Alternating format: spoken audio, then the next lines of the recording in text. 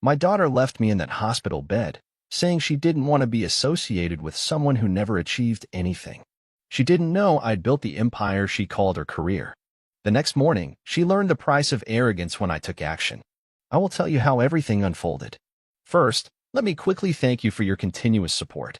This means a lot to us. If you enjoy the stories we share, kindly subscribe to this channel. It will be great if you can leave a comment on which city you are watching from. We might just give you a shout out in our next story. Today's special shout out goes to Charles Trey from California. We are glad you enjoy our stories. Now let's go deeper into the story. My name is Thomas Linton, and I had spent nearly 4 decades building Linton & Company from the ground up, brick by brick and deal by deal, until it stood like a testament to my stubborn refusal to give up. I wasn't born into wealth or privilege. I came from a line of factory workers and seamstresses, people who measured their worth in hours worked and bills paid. I swore I would give my family more than that. And I did. I built an empire out of nothing but sweat, late nights, and an unwavering belief that failure was not an option. My daughter, Samantha, grew up in the soft glow of that empire, never knowing the cold nights I spent alone in the office or the deals I fought for until my voice gave out. She took it all for granted, and until that day in the hospital, I never thought she'd forget the cost. I lay in that hospital bed, the air stale and antiseptic, wires and tubes snaking across my body like a reminder of my own mortality. Samantha stood by the window, her phone gripped in her hand, her face turned away from me. Sunlight caught the gold in her hair, the designer jacket she wore, a gift I'd given her on her last birthday. It was like looking at a stranger. My chest tightened as I watched her, memories of her as a little girl flooding back, the way she used to curl up in my lap, asking endless questions about my work, how she once told me she wanted to be just like Daddy. But the woman who stood before me now was cold, distant, and when she finally spoke, her words sliced deeper than any wound. "I can't keep doing this," she said, her voice flat, emotionless. "I don't want to be associated with someone who never achieved anything." The silence that followed was louder than any shout. My breath caught, my heart thudding in my chest, but I kept my face calm, my voice level. She didn't know, she never cared to know. She saw me now only as the frail man in a hospital bed, not the fighter who had clawed his way to the top. My empire had become her career, but she'd never seen the battles that made it possible. She turned and walked away, the click of her heels a final punctuation mark on her declaration. And in that cold, sterile room, something inside me went quiet. I wasn't sure if it was love or hope, but it was gone. That night, I didn't sleep. I lay in the darkness, the hum of machines filling the silence, and I thought of everything I had given her, everything she had thrown away with a few careless words. I thought of the years I'd spent protecting the company, shielding it from the petty power plays and the backroom deals that could tear it apart. I thought of the pride I had felt watching Samantha grow into the confident woman she was, even if I had suspected for years that her ambition might one day turn inward like a blade. The next morning, I signed the papers. I called Alan, my lawyer, and the man I trusted with more than just contracts. My voice was low, calm, too calm, I thought, as if the anger and heartbreak had burned out, leaving only resolve. "Remove Samantha from every position of authority," I said. Effective immediately. I could hear the surprise in his silence, but he didn't argue. He had seen me claw my way back from worse. My hand trembled as I signed, but I didn't stop.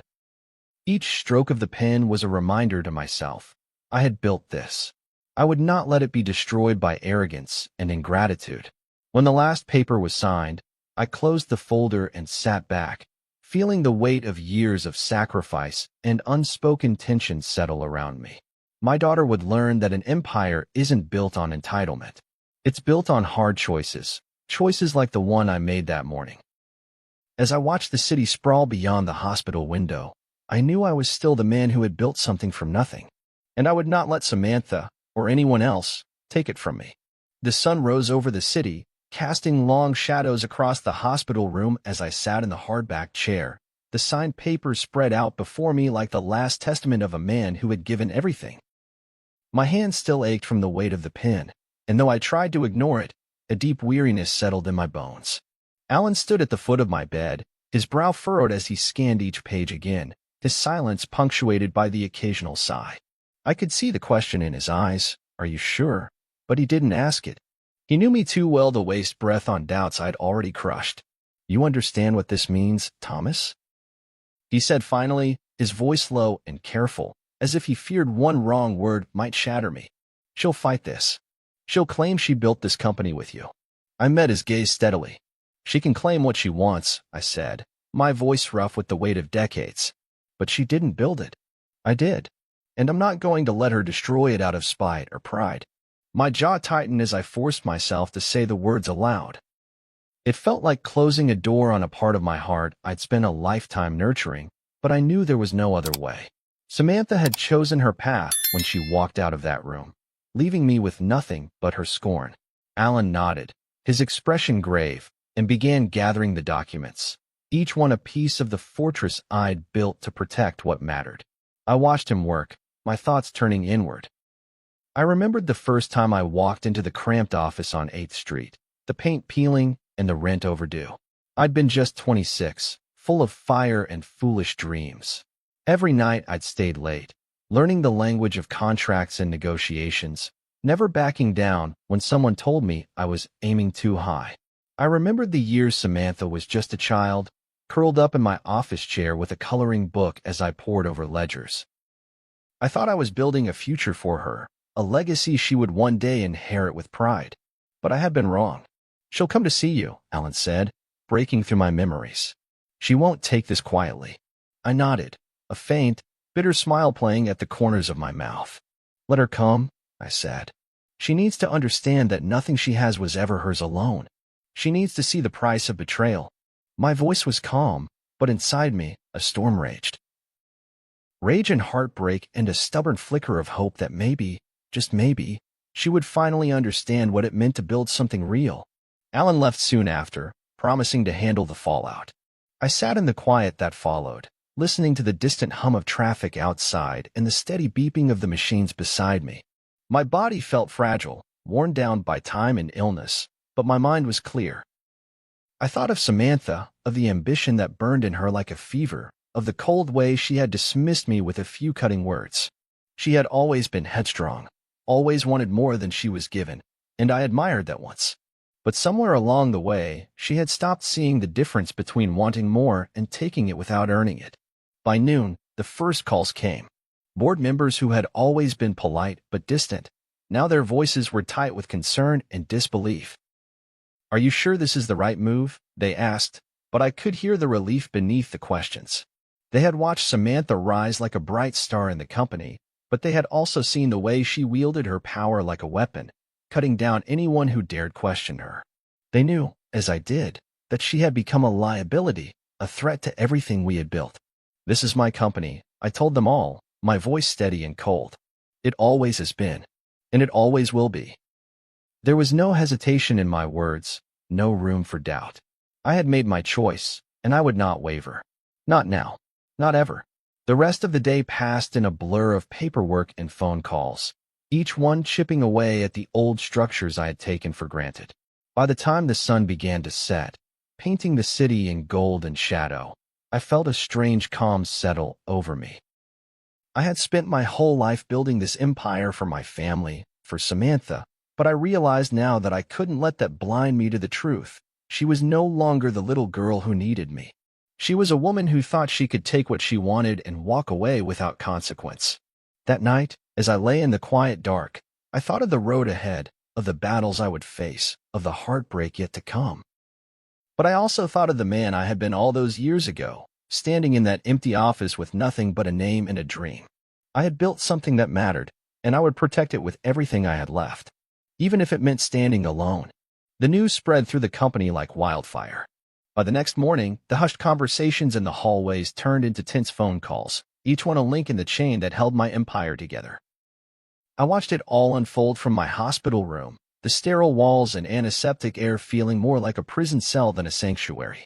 Samantha hadn't called me yet. No words of apology or anger, just silence. I told myself it was better that way, that I didn't need her to explain or plead. But the truth was that silence cut deeper than any of her words could have. Alan called to tell me Samantha had tried to convene an emergency meeting with the board. She'd stormed into the office, face pale with fury, demanding answers. But the decision was final. I had made sure of it. She looked like a ghost, Alan said, his voice low. Like she couldn't believe you'd actually done it. I closed my eyes and pictured her in the boardroom where she'd once ruled with that bright confidence, her voice sharp and sure. Now she would see what it felt like to be cast aside, to feel the weight of your own arrogance come crashing down. By noon, the call started coming from family, too. My brother, Mark, called first, his voice taut with barely contained anger. "Thomas, what the hell did you do?" he demanded, as if I had just torn the family apart with a careless flick of my wrist. I could hear the judgment in his tone, the way he spoke to me like I was an old man who had finally lost his mind. I let him rant, let him spew his disappointment and disbelief, but when he paused to catch his breath, I spoke softly. "I did what needed to be done, Mark. She left me no choice." "No choice," he shot back. "She's your daughter." The words stung, but I refused to let them pierce the armor I had built around my resolve. My voice stayed steady as I told him what he didn't want to hear. Being my daughter doesn't give her the right to tear apart everything I spent my life building. He hung up on me after that. The silence on the other end of the line as final as any slammed door. I sat back in the stiff chair by the window, watching the city outside, the traffic flowing like a river of light and noise. My thoughts drifted back to Samantha's childhood, to the nights she fell asleep at my desk while I worked, her small hand curled around my pen. I remembered the pride in her eyes the day she took her first meeting, her voice shaking but her determination shining through. Somewhere along the way, that spark had turned cold. Maybe it was my fault. Maybe I'd been too hard on her, too focused on making her strong. But I couldn't let that doubt weaken me now. The day wore on, each minute stretching out like an echo of every choice I'd ever made. My nurse brought me dinner, lukewarm chicken, and mashed potatoes I couldn't stomach, and I pushed the tray away, my thoughts too loud to be quieted by food.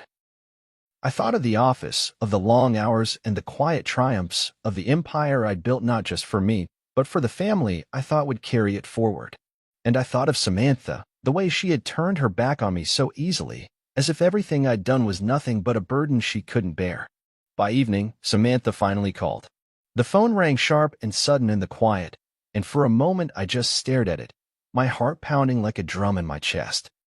When I answered, her voice was cold, each word a bullet. "You can't do this to me," she said, her tone icy calm but quivering at the edges. "I've worked too hard to be pushed aside like some mistake." I closed my eyes, listening to the echoes of my own stubbornness in her voice. She sounded so much like me that it hurt. "You worked hard," I said, my voice low and steady, "but you worked with what I gave you. You forgot that." There was a long pause on the other end of the line, and when she spoke again, her voice was low and venomous. "I will fight this, Dad. I won't let you take it from me." I let the words wash over me, feeling their weight but refusing to bend. "Then fight," I said. "But understand this, Samantha, I'm not giving it up without a fight of my own." She hung up after that, and the silence that followed was worse than any argument we could have had. I sat there for a long time, the city lights blurring in my tired eyes, and I thought of all the times I'd held her hand as she learned to walk, to speak, to lead. My heart ached with the memory of that little girl who used to call me her hero. But I knew that little girl was gone, replaced by a woman who saw me as nothing more than an obstacle to be crushed. That night, I lay awake in the dark, the quiet hospital sounds a hollow backdrop to the storm in my mind.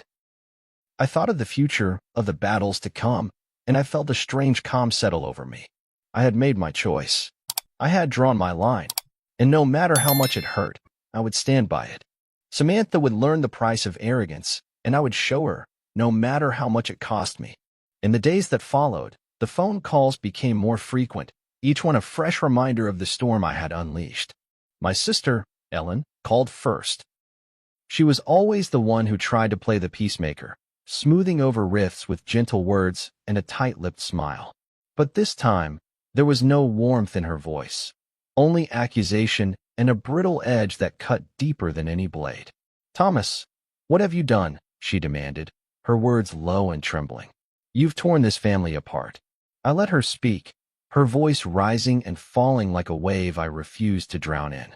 When she paused, I spoke softly, but there was no softness in my resolve. I did what I had to do, Ellen. I won't let Samantha destroy everything I worked for. She sighed, a sound of frustration and defeat. She's your daughter, Tom. She's family. You can't just cut her out. I closed my eyes and swallowed the ache in my throat. Family doesn't mean blind loyalty, I said. It means holding each other accountable, even when it hurts. Ellen didn't argue after that, but her silence was heavy, a weight that settled in my chest long after she hung up. I thought of our childhood, the way she used to bandage my scrapes and tell me everything would be all right. I thought of the times she'd taken Samantha's side, always quick to defend her, to find some excuse for her ambition. But this was different. This wasn't just a family squabble. This was about the empire I had built, about the truth I refused to let her forget. The next evening, Mark showed up in my hospital room. He didn't bother with pleasantries, his face set in a scowl as he dropped into the chair by the window. "You've lost your mind," he said flatly. "You're destroying the one thing that kept this family together." I met his glare with a calm that belied the fury simmering in my veins. If this family was held together by my silence, then it was never together at all. Mark leaned forward, his hands clenched in his lap. "You're punishing her for being ambitious, Tom. She's just like you." I let out a bitter laugh, the sound echoing off the sterile walls. "She's nothing like me," I said. "I earned everything I have. She thinks she's entitled to it because she's my daughter." Mark shook his head, his expression torn between pity and frustration. "You're going to regret this," he said finally, his voice low. "You'll end up alone." I watched him stand and walk out, the finality of his words ringing in the silence he left behind. After he left, I sat in the quiet room, the soft hum of machines the only sound. My thoughts drifted to the early days, when it was just me and the dream of something bigger. I remembered the nights I spent at the office, the cold coffee and the endless spreadsheets, the thrill of signing my first contract. I remembered Samantha as a little girl, her head resting on my shoulder as I read her bedtime stories, her eyes bright with the same hunger that had driven me. She had grown up watching me fight for everything we had, but somewhere along the way, she'd stopped seeing the difference between earning something and taking it for granted. The following week was a blur of phone calls and terse conversations. Samantha sent a letter and email, really, but the words were as sharp as any blade. "You're a bitter old man," she wrote, her tone cold and precise. "You're so afraid of being forgotten that you'd rather burn everything down than let someone else take the lead." I read those words over and over, each one a fresh wound, but I refused to let them break me. I had spent my life building this company, this family, and I would not let her rewrite the story of what it meant. One night, Ellen came to see me. She sat by my bed, her hands folded in her lap, her eyes red from crying. "Tom," she said softly, "don't you see what this is doing to us?" I reached out and took her hand, the gesture small but heavy with years of shared history. "I see it, Ellen," I said, "but I can't let her arrogance destroy everything I worked for. I can't." She nodded, but I saw the sadness in her eyes, the way her shoulders slumped under the weight of it all. As the days turned to weeks, the rift between us all grew wider. Family dinners were canceled, birthdays went uncelebrated. The house that once rang with laughter and arguments in the sweet chaos of family was now silent, each of us retreating into our corners, nursing old wounds and new grudges. I told myself I could bear it, that the truth was worth the cost. But late at night, when the quiet pressed in on me like a confession, I wondered if I had underestimated just how deep that cost would run. Still, I knew I had no choice. I had drawn the line, and I would not cross it, not for Samantha, not for anyone. If this was the price of protecting what I had built, then so be it. As I watched the city lights flicker in the darkness outside my window, I felt the weight of my decision settle in my bones.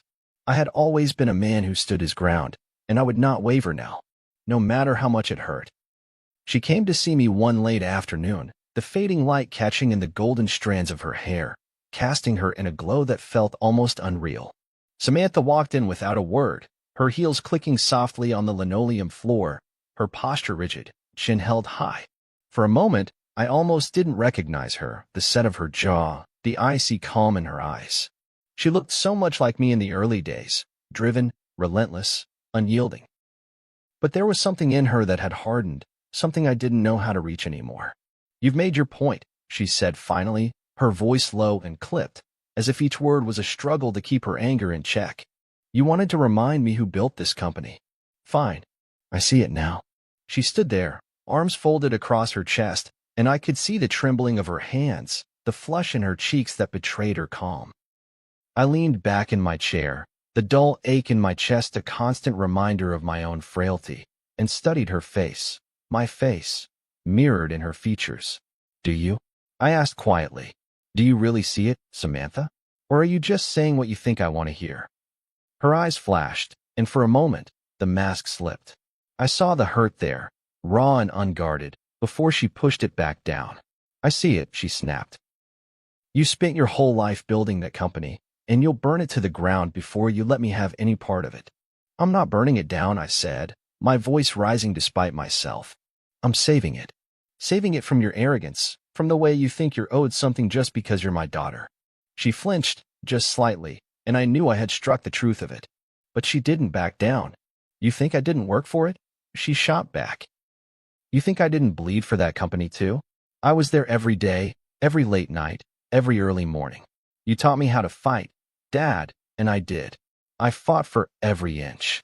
Her voice cracked, and for a moment, I saw the girl she used to be. The one who used to beg for my stories about the deals I'd made, who wanted nothing more than to be part of my world. You fought, Samantha, I said, my voice softer now. But you fought for power, not for the company. You wanted the title, the respect, but you never wanted the burden that comes with it.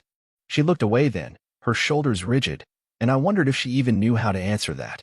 I had always admired her drive, but somewhere along the way, she had forgotten that power was never a birthright, it was a responsibility.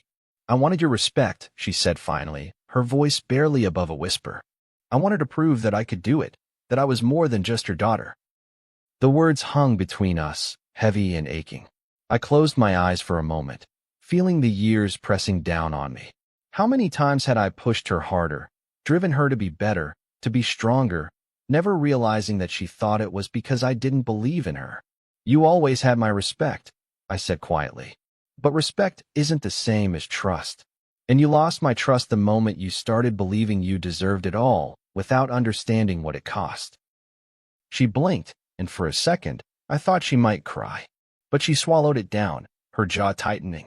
You're wrong, she said, her voice hard again. I'm going to prove you wrong. I'm going to build something even bigger, and you'll see, I'm more than just your shadow. Then do it, I said, my voice firm but not unkind. But do it without tearing down what I spent my life building. Do it on your own terms, not mine. She stood there for a long moment, her eyes locked on mine, and in that silence, I saw the distance that would never be bridged. I thought of the little girl she used to be, how she'd run to me after her first dance recital, beaming with pride. I thought of the woman she had become, so sure of herself, so certain that she didn't need me anymore. And I realized that maybe she was right. Maybe she didn't. She turned without another word, the door clicking shut behind her.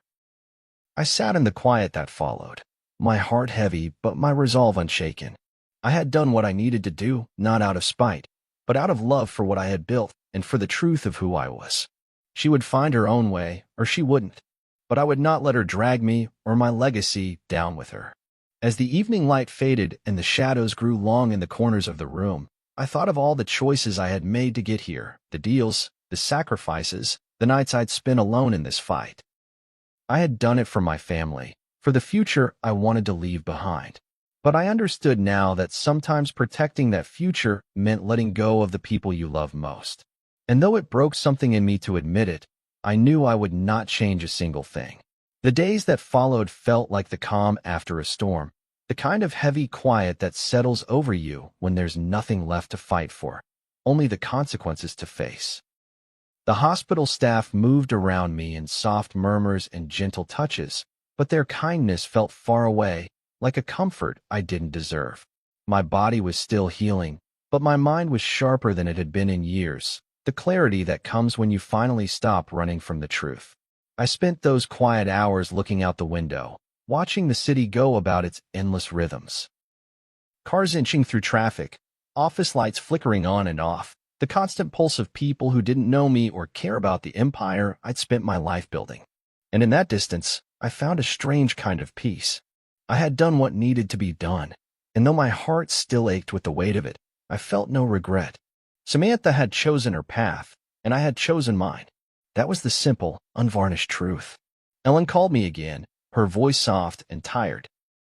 "Tom, I just want this to end," she said.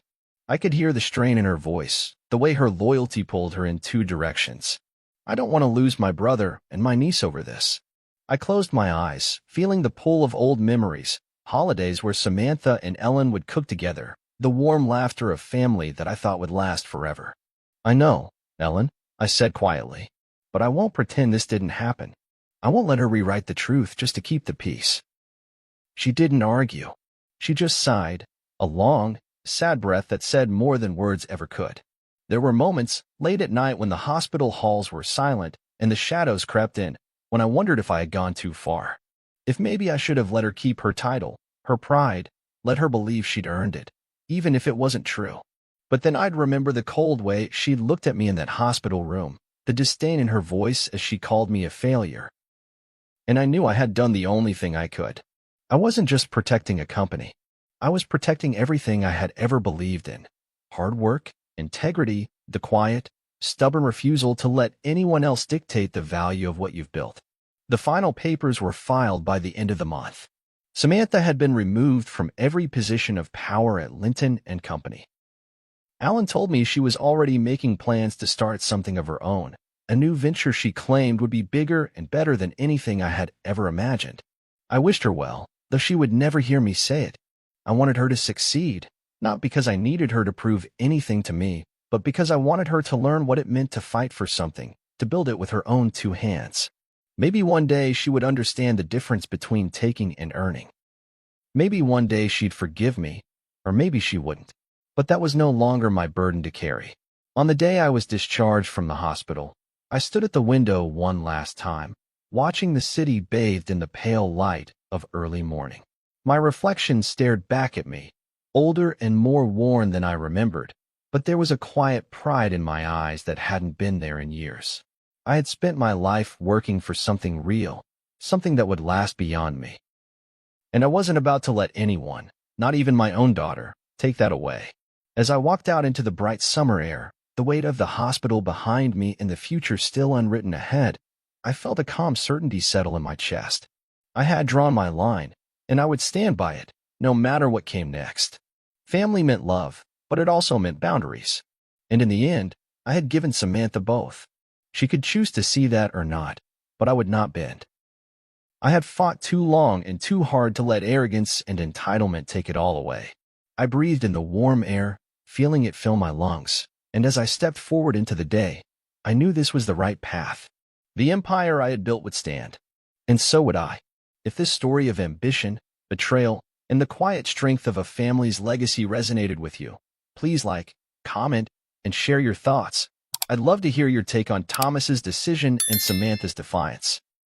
And if you're eager for more tales of family drama and redemption, don't forget to subscribe so you won't miss the next gripping story.